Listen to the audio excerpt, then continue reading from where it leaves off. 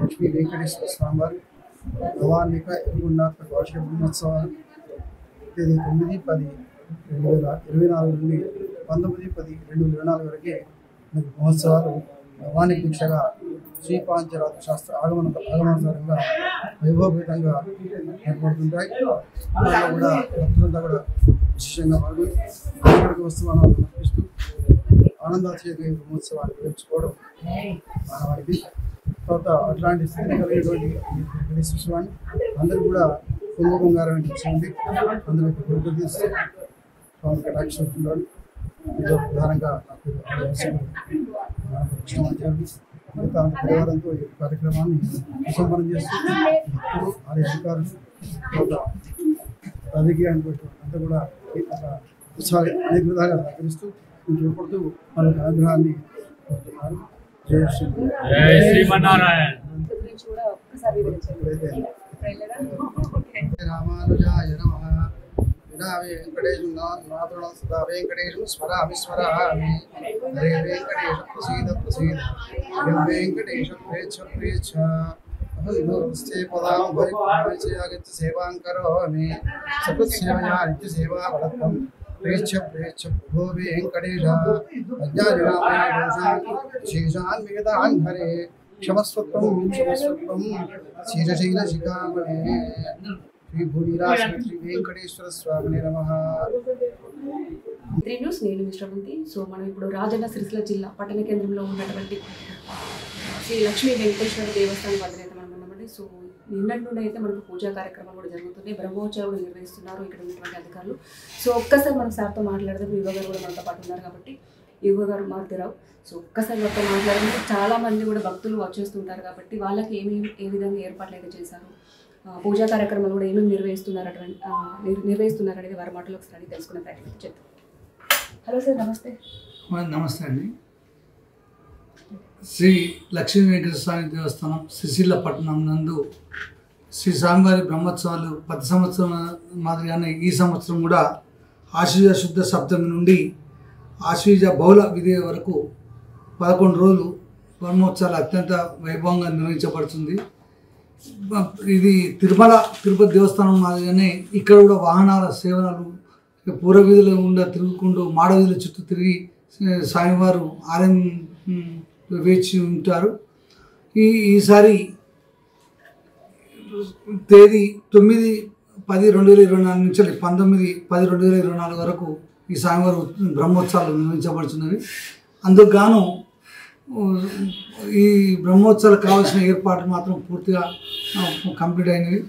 ఈ విద్యుత్ అలంకరణ కానీ, ఇది చలవ పందిర్లు కానీ, ఈ స్వామివారికి భక్తులకి ఎలాంటి అసౌకర్యం కలుగుంటే అన్ని ఏర్పాటు చేయాలండి. సో చాలా మంది చుట్టుపక్కల నుంచి కూడా భక్తులు చాలా అధిక సంఖ్యలో పాల్గొంటారు కాబట్టి ఇంకా వాళ్ళ కోసం ఎలాంటి ఇబ్బందులు కలగకుండా ఏమేమి ఏర్పాటు చేశారు? వారి కోసం ఈ చలవ పందిరి కానీ, మంచినీటి వసతి కానీ ఏర్పాటు చేయాలి. ఎక్కువ ఈ దేవస్థానంకు అమ్మ కళ్యాణము తేదీ 11 నాడు కళ్యాణం ఉంటుంది. 15 నాడు ఓడిబియ్యం రోజు భక్తులు అధిక సంఖ్యలో వచ్చి అమ్మవారికి ఓడిబియ్యం పోసుకొని స్వామివారి అమ్మవారిని దర్శనం చేసుకొని వెళ్తారు. మరియు మళ్ళీ 16 నాడు పుణ్యసేవ, 15 నాడు స్వామివారి రథం ఉంటుంది. రథంలో స్వామివారి పట్టణ వీధుల్లో గల చుట్టుపక్కల వీధులు గల పట్టణంలో గల వారి బంధువులు, వారి పిల్లలు కూడా స్వామివారి రథోత్సవం నాడు సిరిసిల్లకు వచ్చేసి స్వామివారిని రథం దర్శించుకుంటారు. ఆ రోజు మాత్రం సుమారు 1,50,000 మంది స్వామివారిని దర్శించుకుంటారు. దాదాపుగా లక్షల మంది కూడా స్వామివారిని దర్శించుకుంటారు. సో విఐపీస్ కూడా వస్తుంటారు కాబట్టి విఐపీ కోసం మీరు ఎలాంటి ఏర్పాట్లు చేస్తారు? విఐపి కోసం ఒక ప్రత్యేకమైన మార్గం ఏర్పాటు చేయనిది వాటి నుండి స్వామివారికి అది విఐపీలకు ప్రత్యేక మార్గం నుంచి దర్శనం. ఓం నమో వెంకటేశాయ. నా పేరు కోడం శ్రీనివాస్, ఆలయ మాజీ ధర్మకర్త. అశేష భక్త వంద్యాయ వజ్రదంతి స్థితాయ చ శ్రీశాల పురనివాసాయ శ్రీనివాసాయ తే నమః. శ్రీశాల పట్టణం పేరుపైన ఆ రోజు నాటి ధర్మకర్తలు, వంశపారంపర్య ధర్మకర్తలైనటువంటి చెన్నమనేని వంశస్థులు ఆలయాన్ని పూర్వం నిర్మించారు. వారు స్వామివారికి అన్ని విధములైనటువంటి తిరుమలలో ఏ విధంగా ఉన్న వాహనాలు ఉన్నాయో అటువంటి వాహనాలన్నీ కూడా ఇక్కడ కూడా ఉండాలి, సిరిసిల్ల కూడా బ్రహ్మోత్సవాలు అత్యంత వైభవపేతంగా నిర్వహించుకోవాలన్న ఆ సదుద్దేశంతో ఆ రోజు చెన్నమనేని వంశస్థులు మన సిరిసిల్లాలో బ్రహ్మోత్సవాల కొరకై వాహనాలను సమకూర్చడం జరిగింది. ఇందులో భాగంగా ఆశ్వీజ శుద్ధ సప్తమి మొదలుకొని ఆశ్వీజ బహుళ విధేయ వరకు అనగా 9 అక్టోబర్ 2024 నుండి 19/10/2024 వరకు శ్రీవారి బ్రహ్మోత్సవాలు అత్యంత వైభవపేతంగా చాలా ప్రశస్తంగా నిర్వహించుకోవడం జరుగుతుంది. ఇటువంటి ఈ బ్రహ్మోత్సవాలను గత సుమారు 400 సంవత్సరాల నుంచి మనం నిర్వహించుకున్నట్టుగా మన చరిత్రకారులు, మన ఇక్కడ ఉన్నటువంటి ఆలయ పూజారులు చెప్పడం జరుగుతుంది. ఇట్టి బ్రహ్మోత్సవాల్లో పాల్గొన్న, చూసిన ఎంతో పుణ్యం కలుగుతుంది. కావున ఇట్టి బ్రహ్మోత్సవాల్లో ప్రతి ఒక్కరూ విధిగా పాల్గొని ఈ బ్రహ్మోత్సవాలను విజయవంతం చేయాల్సిందిగా కోరుచున్నాము. నిన్నటి రోజున మన ఆలయంలో సమర తిరుమంజనం పుణ్యాహవాసనం చేసుకోవడం జరిగింది. ఈరోజు ఇప్పుడే ఆలయంలో ధ్వజారోహణ కార్యక్రమాన్ని నిర్వహించుకోవడం జరిగింది. ఈరోజు సాయంత్రం స్వామివారికి పెద్దశేష వాహనం అనగా 1000 శిరస్సులు కలిగినటువంటి ఆ శేషతల్పం పైన శ్రీనివాసుడు ఎప్పుడు ఆ శేషతల్పం పైన శయనించే శ్రీనివాసుని వాహనము పైన ఈరోజు ఆ శ్రీనివాసుడు ఆ శేషతల్పం పైన ఆ ఆదిశేష వాహనం పైన స్వామివారు శ్రీదేవి భూదేవి సమేతంగా మన ఆలయ మాడవీధుల్లో ఎంతో అత్యద్భుతంగా స్వామివారి భక్తుల గోవిందనామస్మరణల మధ్య చాలా వైభవపేతంగా నిర్వహించుకోవడం జరుగుతుంది. కావున భక్తులెల్లరూ ఇట్టి కార్యక్రమంలో పాల్గొని ఆ స్వామివారి అనుగ్రహాన్ని పొందవలసిందిగా కోరుచున్నాము. రేపటి రోజున శ్రీవారి కళ్యాణోత్సవం శ్రీ భూ నీలా సమేత శ్రీ మలయప్ప స్వామివారి కళ్యాణం అత్యంత నేత్రానందకరంగా ఆలయంలోని కళ్యాణ వేదిక పైన నిర్వహించుకోవడం జరుగుతుంది. కావున భక్తులెల్లరూ కూడా ఇట్టి కళ్యాణోత్సవంలో పాల్గొని ప్రతిరోజు మనం నిర్వహించుకునేటువంటి హంసవాహనం, కాళింగమర్దనము, సూర్యప్రభవాహనం, చంద్రప్రభవాహనము, సింహవాహనము, గజవాహనము, అన్నిటికంటే ముఖ్యంగా శ్రీవారి నిజవాహనమైన గరుడ వాహనాన్ని భక్తులెల్లరూ అత్యంత భక్తి శ్రద్ధల నడుమ పాల్గొని స్వామివారి అనుగ్రహాన్ని పొంది ఈ బ్రహ్మోత్సవాలను పూర్తి స్థాయిలో విజయవంతం చేస్తారని ఆశిస్తున్నాము. తేదీ 17/10/2024 గురువారం రోజున రథోత్సవాన్ని, జాతరను అత్యంత వైభవపేతంగా సిరిసిల్ల పట్టణం నుండే కాకుండా చుట్టుపక్కల నుండి అనేక గ్రామాల నుండి, జిల్లాల నుంచి, వివిధ ప్రాంతాల నుంచి ఎంతోమంది రథోత్సవాన్ని ప్రత్యేకంగా తిలకించడానికి ఇక్కడికి ఇచ్చేస్తున్నారు.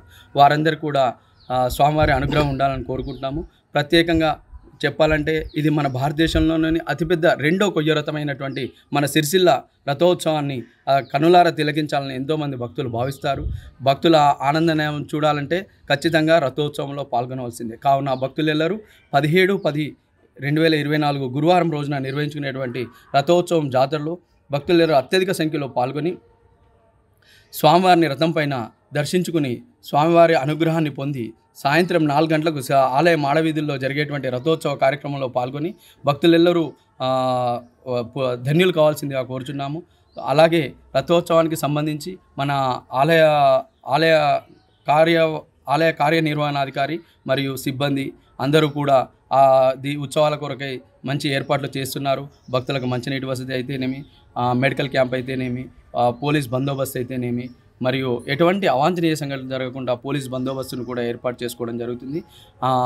కావున భక్తులెల్లరూ ఇటు రథోత్సవంలో అత్యధిక సంఖ్యలో పాల్గొని స్వామివారిని ఉదయం 5 గంటల నుంచే స్వామివారిని రథం పైన దర్శనం చేసుకోవచ్చు. కావున వీలున్నవారు మిగిలిన వారికి 10 మందికి చెప్పి ఈ కార్యక్రమం పూర్తి స్థాయిలో నిర్విఘ్నంగా కొనసాగడానికి, ఆ స్వామివారి అనుగ్రహం పొందడానికి ప్రతి ఒక్కరూ సహకరించాల్సిందిగా పేరు పేరున విజ్ఞప్తి చేస్తూ జై శ్రీమన్నారాయణ. కూడా వస్తుంటారు. అలాగే ఇక్కడ ఉన్నటువంటి కొంచెం పెద్ద సంఖ్యలో ఉన్న వాళ్ళు కూడా మనకు వస్తుంటారు కాబట్టి వాళ్ళ కోసం స్పెషల్ దర్శనాలు ఏమైనా ఉన్నాయి? స్పెషల్ దర్శనం కొరకు విచ్చేసేటువంటి భక్తులందరికీ కూడా నా మామూలు దర్శనం ఉంటుంది, అలాగే 50 రూపాయల ప్రత్యేక దర్శనం ఉంటుంది. ఇంకా ఎవరైనా విఐపి వస్తే వారి కోసం ఒక ప్రత్యేకమైన క్యూ లైన్ కూడా ఏర్పాటు చేసుకోవడం జరిగింది. కావున విఐపి నుంచి వచ్చే భక్తులకు ఒక ప్రత్యేక క్యూ మార్గాన్ని ఏర్పాటు చేయడం జరిగింది. కానీ ఎక్కువ సంఖ్యలో ఇచ్చేసేటువంటి సాధారణ భక్తులకి ఆలయ కమిటీ నుంచి కానీ ఆలయ కార్యనిర్వహణ నుంచి కానీ మాకు ఎక్కువ సంఖ్యలో సాధారణ భక్తుల కొరకు ఎక్కువ మేము ప్రిఫరెన్స్ ఇవ్వడం జరుగుతుంది.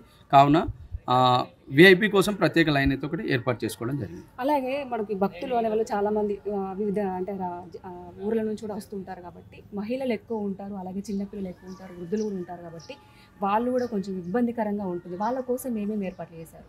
ప్రత్యేకించి మహిళల కోసం అంటూ ఇప్పటివరకు అయితే ఎటువంటి ఏర్పాట్లు చేయలేకపోయినాము. భవిష్యత్తులో దానికోసం కూడా ఇప్పుడు స్త్రీలు కూడా ఉంటారు, వాళ్ళ కోసం ఎక్కడైనా చిన్న పిల్లలు వృద్ధులు వాళ్ళకుంటే వాళ్ళకి ప్రత్యేకంగా అదే విఐపికి అయితే ఏ క్యూ మార్గం అనుకుంటామో అదే క్యూ మార్గం కూడా వాళ్ళని ప్రత్యేక దృష్టితో చూడడం తప్పకుండా జరుగుతుంది. సరే అండి, ఓకే. కాకపోతే ఇంకొకటి ఏంటంటే భద్రత, ముఖ్యంగా భద్రత. ఎందుకంటే దొంగలు ఉంటారు, చాలా వస్తువులు పోతాయి, పిల్లలు కూడా కొంచెం అజాగ్రత్తగా ఉంటారు కాబట్టి వాళ్ళ కోసం ఈ విషయంలో ఆర్డీఓ గారి స్థాయిలో జరిగినటువంటి సమీక్షా సమావేశంలో సిరిసిల్ల నుంచి సిఐ గారు పాల్గొనడం జరిగింది. వారు కూడా పోలీస్ బందోబస్తు విషయంలో మీకు ఎటువంటి అపనమ్మకం అవసరం లేదు, పూర్తి స్థాయిలో మేము బందోబస్తును ఏర్పాటు చేస్తామని చెప్పడం. Okay, thank you.